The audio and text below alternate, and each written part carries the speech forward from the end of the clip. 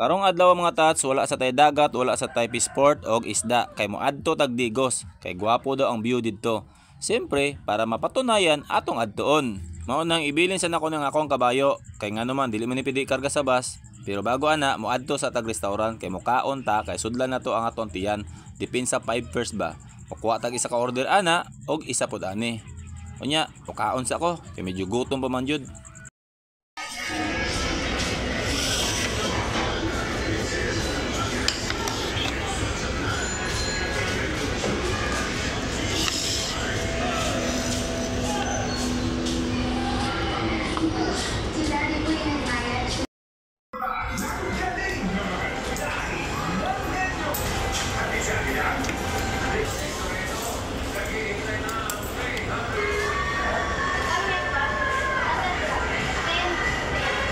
Og pagkahuman ako kaon mga tats ni adto sa Tagmall kadiyot kay wala magud tay sinina padulong didto. So ang atong himuon mga tats, mamili ta dira mga tats kanang maka-afford lang gud ta at least bag-o, di ba?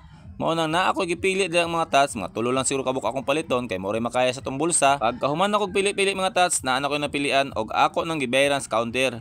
Para madali ta mga tats, dili na nato nadugayon, di ba? Kay naa para batay lakaw, layo pa ni atong lakaw. Batsi dayon ta kay human naman nagbayad, lami untay pamalit dito mga tas, kaso lang atong budget tama-tama ra. Og isa pa layo ra ba ning lugar nga atong adtuan. Unya kay naanam ko sa terminal mga tats, ako tong pangitawon tong bus nga akong gisaaran nga inganing orasa ko mosakay.